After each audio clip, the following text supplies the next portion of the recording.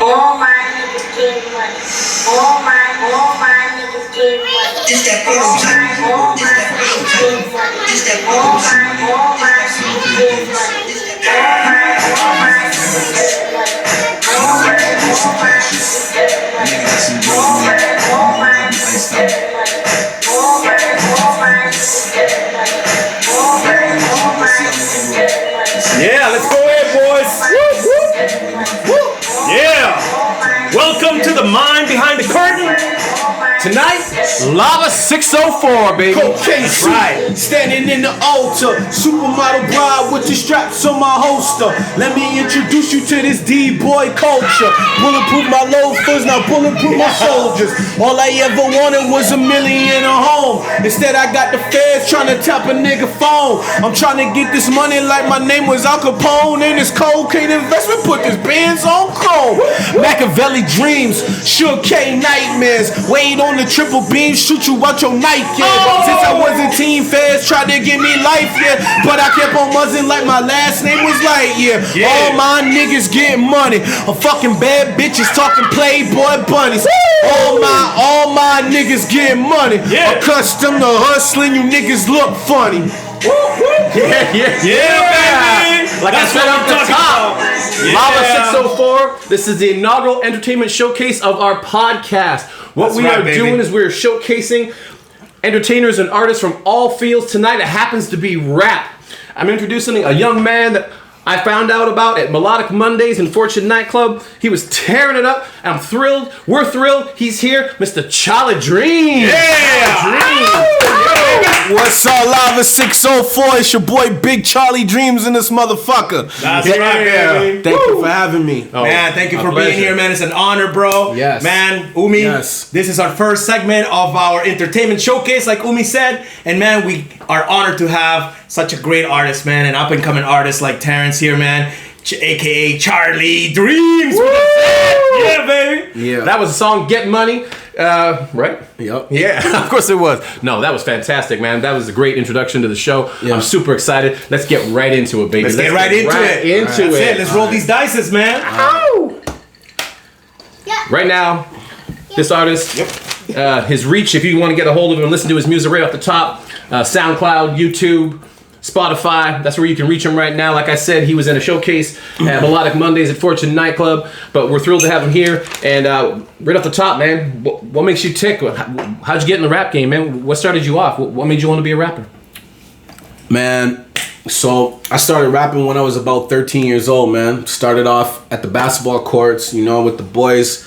You know, we were smoking the trees, playing ball, and my boy, he started beatboxing, and somehow I just stumbled upon these words, man. I just started like putting words together, you know. I mean, I definitely been listening to hip hop since I was probably in my mother's womb. Yeah. You know what I'm saying? Yeah. I know she put the speakers on the belly. You know what I'm saying? Yeah. And so I came out her womb listening to Tupacalypse. You know, Right. Nice. So it music is in my bloodline, right? I come from a long line of entertainers, you know, people such as Eleanor Collins, Henry Brown, you know, Jimi Hendrix, a lot of different people, right? Yeah. And so, you know, when I started putting these words together, I really was just becoming so. It was like I was starting to get in touch with this part of my brain that I hadn't, you know, accessed. Right. Do you know what I'm saying? Yeah, Because I hear you. freestyling is like, you know, to be able to make a song and rap is one thing, but to freestyle, you got to have like this capability in your mind that allows you to come up with words like that. Right. And they got to make sense. Man, it's definitely a gift, man, and I'm sure you're gifted with that, you know, lyrical like gift that, you know, rappers have when it comes to putting like lines together, man, and these rhymes together. When you started, were you conscious of that? Were you thinking, man, I gotta hit certain syllables, I gotta like come up with certain rhymes that make sense, or were you just like when we're just talking about freestyling, right? What did you freestyle? Did you freestyle about the life that you were living at the moment, where you were freestyling about the artist that inspired you? What was it that you began with? You know what I mean? So like when I was younger, man, like I was really about like, you know, playing sports, getting high, drinking, you know, and trying to chase girls, you know, and so that's what I rapped about. Right. Girls. Yeah, What that's you a good know, start. girl, it's That's a good start, yeah. You know, my first rap name was Mac Murda, right? And Nice. you know, my boys that were into the hip hop like in the game, you know, they were really recording, right? And so at that point in my life, around maybe like 13, 14, I started going to like these battles, right? So like you know, they had like the Caribbean Festival in good times, Yeah, definitely. you're a fan, man. Yeah, we're fans. Represent that. Bounced all over the place, but I knew Yeah. Brighton Park for a while. Yeah. Oh, Oh, sorry, right. go ahead. Yeah. So I started doing battles there. I mean, I remember I battled this one nigga, Jay Ken. You know, shout out to Jay Ken. That guy does his thing, you know, doing a lot of things in Japan and whatnot. Nice. But I started battling these dudes, right? And then I would be battling my friends, you know. And I remember I went to this party in the West Side. It was like, you know, that was the thing, right? Growing up in the East Side, you go to the West Side and fuck with all the rich girls and all that shit. And you know, I went to this place. I did not know that. I did not know that. I went to this house, and you know, my cousin Tristan. Shout out to my cousin Tristan. You know, he was a beatboxer, right? Like he was the one that really helped me formulate my flow. You need know? that beat, man. Exactly. Yeah. You know, and so I remember I was in a cypher and I was battling this one white boy named Arobi, right? And he was like one of them white boys that like really linguistic, you know, like knew every word in the dictionary. Right. But me, I just developed like this punchline shit, you know, like that, like I'm gonna eat you type shit, right? Yeah. Like don't step in the ring with me, right? Because you may have like really like all these different words and syllables and all this, but I hit you with that bow, bow, bow, and then it's just like, oh no, like, you know, like It's over. It's over. It's aggressive, Yeah. right? Over. Yeah. So Nice. you know, that's what happened. And then, you know, when I got into actually recording, it's funny because my flow that I was when I freestyled didn't come out the way when I was writing. Okay. So when I was writing, it was like I was just reading. Right. Do you know what I'm saying? Okay. So there was no no feeling. Like there was no tone. Tone, yeah. There was no like. You weren't taking people through a roller coaster of emotion. Nah, right? It was man. just like flat. It was flat. Yeah. That's exactly right. Okay. Yeah. So did you in the beginning like for me, comedy was my thing, and I wanted to make people laugh, and I'm not gonna shy away from the fact that you know I was doing Eddie Murphy's Delirious. I was going to parties, taking his stuff, and doing it from my own. So did you actually start off rapping other people's stuff to get the flow and the rhythm and how it was supposed to be, or no? Right out the gate, own stuff. Own stuff, man. Damn, Own nice. stuff. Own stuff, bro. Respect. That's the one thing that I never did was bite people's bars. Oh, nice. And if I ever used someone's line, I would say like the words from Biggie. You know what I mean? And then I would drop it, Pay the right? props, all right. Because I wouldn't. I knew about biting, right? Of course, It don't bite. You got to make your own shit, right? And nowadays you got like, you know, all these rappers like having beef with each other because they're biting off each other, man. Like you comedy too. It's it's horrible comedy, man. You know, like, you just twist it and tweak it, and it's Yeah. so yours. Well, I don't think so. Ask Joe Rogan about Mind Mencia. He doesn't like that, man. He's stealing everybody's jokes. Allegedly, of course. I don't know. All right, that's okay. While we're here, so you're 13. You're doing your own thing. I'm sure it was hard. It's like you're in school. You're trying to do what society tells you the normal rhyme. You want to follow your passion, and you go. Was there one teacher back then that said to you, Terrence, I believe in you. You keep doing what you're doing. Is there a teacher that you like want a mentor or something yeah. that you want to give a shout out to, that when during those tough times, maybe when it wasn't going so good, that inspired you and kept you going on the right track? Is there somebody you want to give a shout out to that possibly did that for you? At that age? Whenever. I mean, it can be whenever. I just assume or maybe at that the significant progression- moment yeah. where you decided that the rap game was for you. Yes, man. exactly. Yeah. Whenever that moment, I'm hoping there was somebody, but maybe not. Maybe not. Maybe not. it's a combination of things, right? Man, I'm gonna tell you, like, the person that really told me that I could really blow up back when I was younger was my cousin Tristan, man. He said that, like, you know, like Family. you are like bro, like you got the skill. And then when I was around 24, 23, I hooked up with one of my OGs. His name is G, and he goes by Guilty Black. And you know, this brother's been around the industry. You know, he's been in the industry, right? He done did shows and he done traveled and did that stuff. And he said that, like, man, he's like, he really helped me develop my flow. You know, even up until that point, like I had found my voice, but Okay. he really helped me find my voice. And like he said, like, and he's been around a lot of artists, Yeah. big time artists, right? He said, man, he's like, you can make it. You will make it. You have that talent. You have the gift. Yeah. You have it. Yeah. You know? Nice. And so yeah, man, those you know, those plus I can't forget. This is my shorty, my queen, right? Yeah. My queen, right? Of course. My queen believes in me. That's right, man. My queen believes in me. My queen believes in They me. say that there's behind a great man, there's always a great woman. That's right. That's That's Yeah. right. You know what I mean? That's how it right. goes. Yeah, man. Because you know the thing is, man, is that a lot of people, you know, like a lot of people, they everybody wants to be a rapper, right? Everybody wants to be a rapper, and you know what, man? Like a lot of I mean, like God bless even my mom, but she told me I needed to find something else. I need to find a secondary because it might fail. Right. Which is Of course, always. Which Yeah. is okay. That's okay. You know, nothing with but- sound advice. Yeah, you know, You always got your gotta have best a fall. interest. Yeah, yeah. Before- You gotta have a safety net, For man. sure. Because I was really so like blinded by like, nah, nigga, this shit's gonna work. Yeah. Like this shit is gonna work. This shit's gonna pay off, Yeah. right? Well, I think in that, and now that we're keeping this in that topic, in that realm of your shorty helping you out and through this whole process, why don't we play one of your songs, man, Oasis, and Let's do it. We'll get into it, right? Yeah, let's do it. Let's hear this, man. Okay, so started off a little bit ahead. Let me rewind that. Let me rewind it. Here we go. This is a great song. This was produced by my boy Jonathan Valletta, J-Boy V. Nice. Beautiful producer, man. Yeah, I love the vibe, man. So how long, when you're writing a song, man, could it be a week? Could it be a day? You know, like when it comes to you, does it come to you all?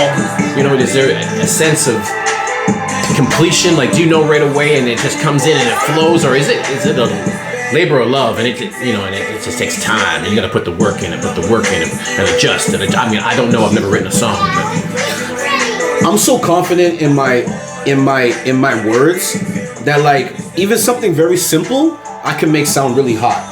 Do you know what I mean? Right. And so Well, it goes back to that what you were saying, like the flow and putting emotion into your words, right? Yeah. So it doesn't sound flat anymore, right? Yeah. So yeah, you got like one of the what's one of the best lyrics that you wrote in this song? What's one of your favorite lyrics that you wrote in this song? yeah, got this bad bitch I'm in London. Open up her legs, eat it like a fried dumpling. She gon' win a beauty pageant because you know that she be stunting. I go hard in the paint like a nigga Tim Duncan. Like, you know, the thing is that Like that. I like that. yeah, man. Like, And we're talking about dumplings, folks. We're talking about food, dim sum, you know, that kind of thing. Oh, man. We all love eating that dim sum. I'm all about the You know, metaphors. when you open up the dumpling, the steam comes out, man. It gets hot. It's hot. Yeah. That's good, man. No, I really enjoyed the both songs that you sent out to us. We listened to Glass Elevator and Oasis. What's the message behind Oasis? Like coming from you, like what was the message that you wanted to portray out there? I think that the message that I wanted to portray was, I mean, honestly, man, like this song for me wasn't really about necessarily a message. Right. I'll tell you right now, it was really personal for me because it was gonna be my first real song that was gonna hit platforms. Right. Nice. Do you know what I mean? Yeah. And so it was really like a mixture of, you know, when I started writing the song, it was a mixture of like being Pretty Boy, right? Because that's my thing, Pretty Boy Mafia, right? And then it was like, yo, this could be a girl song, you know? Right. And then it could just be like all around, like this is some fly shit, you know what I Yeah. mean? Like Yeah. private trips to Dubai, you know? Like I wanted to kind of like, after this, like after I started like developing the song, I wanted to like kind of touch the world with it, right? Right. And I really wanted to turn it into like a really good mainstream song, right? Right. A good radio song, right? So, but I mean, to answer your question, I think there wasn't really too much of a message. It was just more personal to me because it was like the first time that this was gonna really I was gonna take my music career really seriously. Right. Well, it's definitely a song that I would use as a platform to launching a single. You know what I mean? It definitely has that single vibe that it can withstand like competition, bro. Because it's really good, man. I enjoyed it, bro. I'm vibing to it. It Just was driving, good, just, man. boom, Yeah, boom, you know what I boom. mean? You feel that, right? Oh, you feel it, definitely. Yeah, it's like that. It's definitely that top down shit, right? It's like that top down shit. Summertime, top down. You know what I mean? Hey, what's up? What's up? You know what I'm saying? How you doing? You looking good. Right? It's like Will Smith's Summertime, but 2020. You know what I'm saying? Yeah. Totally. Speaking of 2020, I want to talk to you about the evolution of rap and what you think about the game compared to, say, like the 90s or 2000. How do you feel about today versus then? And do you even see it that way, like the evolution, or is it just, music is what it is and it's going to evolve? Do you need to stay pure? Is there such a thing? Like, well, we can how do go you back. see We it? can go back to who inspired you back in the day. You were mentioning about what was it, the Big Al or Tupac and yeah. And how did you notice that? Like, you noticed those artists being different from like the artists today, and were you inspired by that old school? Well, maybe not old school rap, but like that rap. You know what I mean? Because now you got like the mumble rap, and you got all this. it's old school to him, not old school to us. It's old school to him. You know what I mean? It's really old school. Yeah, Grandmaster old Flash is old school to me. That's right. That's what And I'm Houdini talking about. it's old school for us, man. Yeah. But we come from the Busta Rhymes and L Cool J and all the, you know what I mean? Yeah. But we also enjoy Tupac and Biggie and Well, who doesn't? That's like those are classics now, man. it's like a condiment, baby. That's salt and pepper. That's, Salt and Pepper was another Woo, rap. salt and pepper. No, I am not putting salt and pepper and Tupac and Biggie in the same sentence. I'm sorry. I'm gonna put a comma. Yeah, in two different things. So yeah, man. Yeah. So what's your answer to that, man? So, I mean, it's a pretty deep topic, right? Like, Oh yeah. because the thing about this is the thing is like okay, I'm gonna get on some real conscious shit with this right now. right. Okay, so when I was younger, right, I looked at hip hop as real life. I really thought that what I saw in the music videos was real life. Yeah, you're right. And so I was brainwashed, right? Of course. I was brainwashed. I thought that these rappers had, all this real jewelry, all those girls were theirs, all those cars, those houses, the money was all theirs, right? Right. And as I grew older, and I'm gonna tell you, man, hip hop influenced me to do a lot of different fucking shit in the streets, like it really did, right? And The pursuit of happiness and money. yeah, and it's an illusion. You gotta be Right. about that life to do Yeah. this rap thing, and that ain't right. the truth. It's an illusion. Because you gotta live it, It's man. You gotta live it. Exactly. Yeah. So, But do you?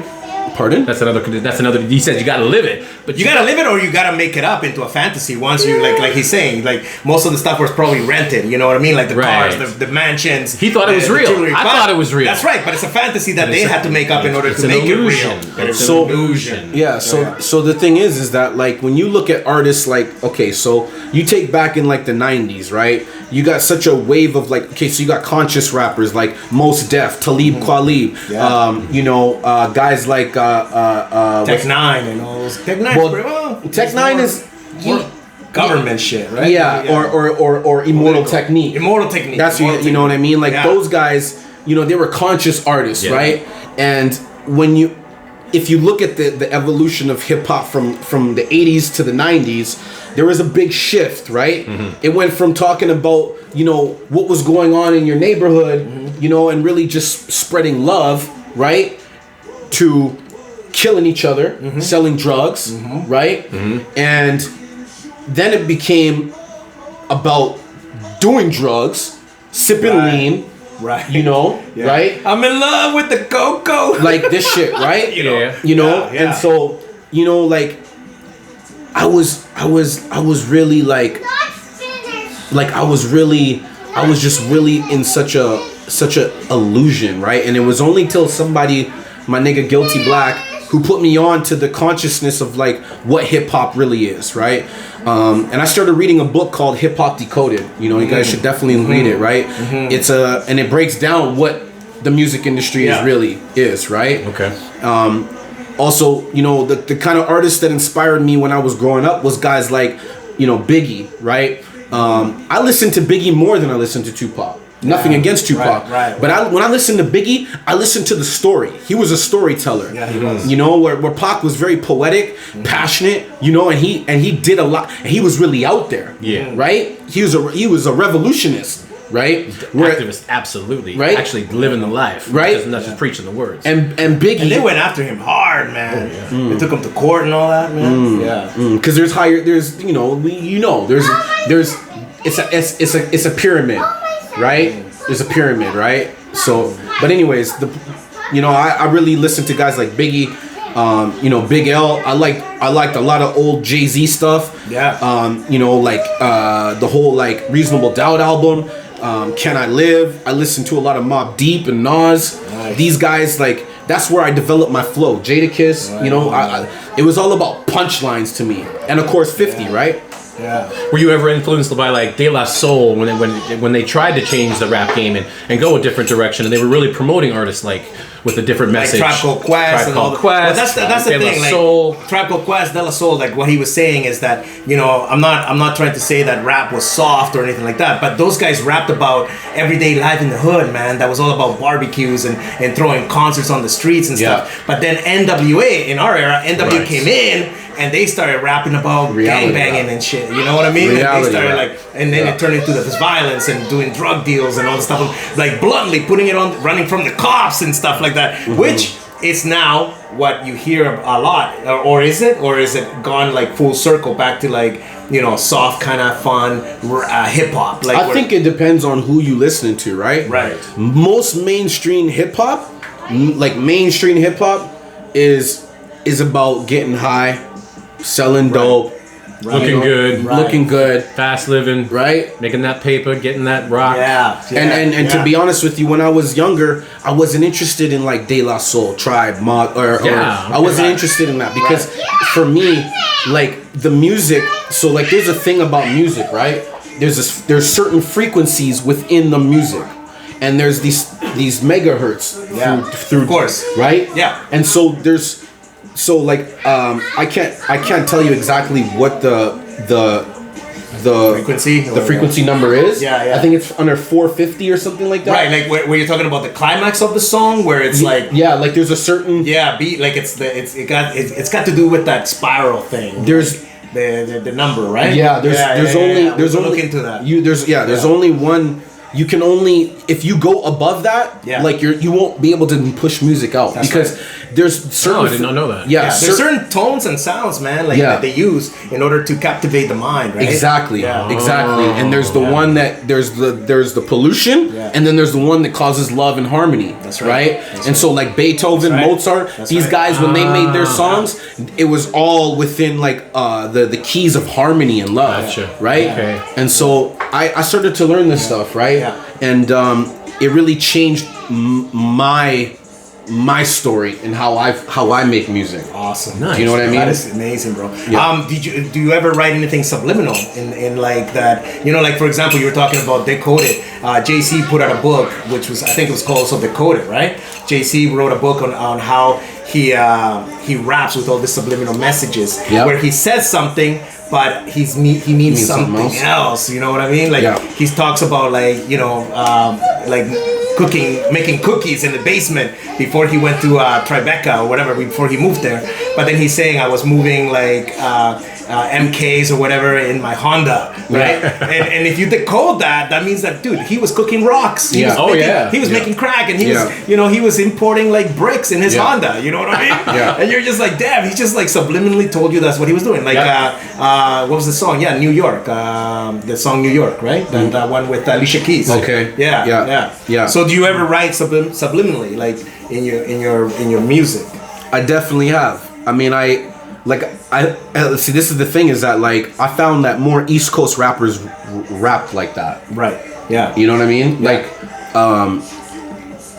I've listened to a lot of different artists from different places. And I go through phases with people. You know what I'm saying? Like, when I was younger, like like I listened to a lot of East Coast stuff, but I was around like a lot of like guys who like Brother Lynch, and I don't know if you know who that is, but that's some fucking grimy music. That sounds grimy already, man. That's some grimy music. Brother Lynch. Yo, grimy music, like grimy. Yeah. You know, and then there's like guys like X-Rated and like Spice One, and I listen to West Side Connection and like, you know, Daz and East Side, you know, like the East Siders with Snoop, and like I listen to that, but then I also fuck with guys from like Texas, you know, like Slim Thug and like the whole DJ Screw shit. And then I always fucked with like the East Coast, because it just the beats were just like, you know, it just I don't know, man, it just helped me tell stories, man. It really did. It helped me. Awesome, man. Well, we gotta close up this segment. We Umi, do. this has been amazing, bro. Oh my God, we thanks for got having one you more on. You thing opened that my we want to mind. talk to you about, right? Yeah. We got that song, Glass Elevator, man. How did you? What inspired you to write that song, man? Because I really enjoy that song too, bro. And I want to go off playing it. Like, yeah. So tell us a little bit more about that song. Well, maybe we can get him to freestyle a little bit. Yeah, maybe we'll freestyle it. I'll play it and then you just go off. Yeah. But what inspired you to write Glass Elevator, man? Because first of all, I love the title, man. And then your lyrics that you talk about in it, man, it's good, man. Well, that's a subliminal rap too, That's right? That's what I'm saying. I'm going up like a glass elevator, right? I'm going up, right? But the elevator also goes down. You know what I mean? Yeah. So it can be up and down life, right? That's for sure. You know? Right. But I can tell you this, man, like when I heard that beat, the boom, boom, boom, boom, I just pictured like I was in a helicopter flying through the city and shit. Nice. Just like real pretty boy shit, you know? And being on the top floor, you know what I mean? Like I like the way that I just want I like to write music that's gonna like make you feel pretty, make you feel fly. It's all right. You know what I'm saying? Let's get fly. Let's hear it, man. Let's hear it. Let's get pretty, baby. All right, here we go. Yeah. Simon. Meet Eric Knox, a brilliant engineer. This is from Charlie's Angels. I know. Up-and-coming communication software company. Last night, Knox was kidnapped, and his voice identification software was stolen. Who's the lady left behind? Vivian Ward. She's the president of Knox Technologies. Is she dead? Well, I guess we can all go home then. Go.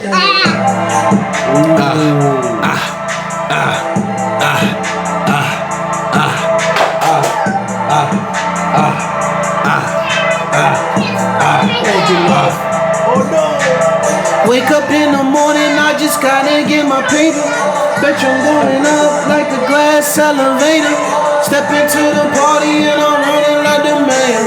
Meet me in the penthouse on the skyscraper, yeah. I'm flying through my city like I'm Darth Vader. I ain't stopping till my squadron got that large paper. I need a big Rari, I'm talking lots of acres. Got a bad Barbie, she love that Marc Jacob. I can't wait to fly by in that Ventador. But for now my niggas stunting in Christian Dior. Pretty nigga shit, meet me at the top floor. Supermodels make it clap, we yelling encore. You in the mix of black excellence. Versace dresses, red carpet, shorty elegant. She never cuss, she never swear, she speak with eloquence. Shorty gave me so much brains, I feel intelligent. Yeah, baby. And that was our man right Charlie there. Dreams in the house. Charlie Dreams. Yeah.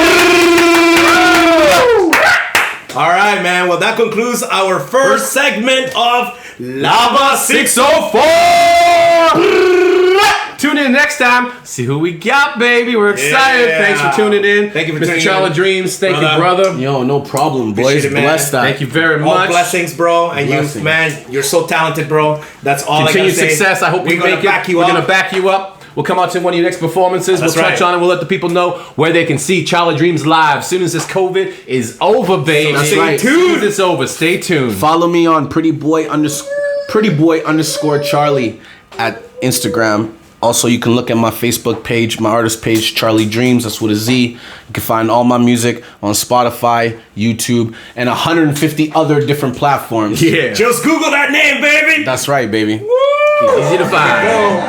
Oh, we gotta step off, man. Let's go. All right, brother. Bless. Thank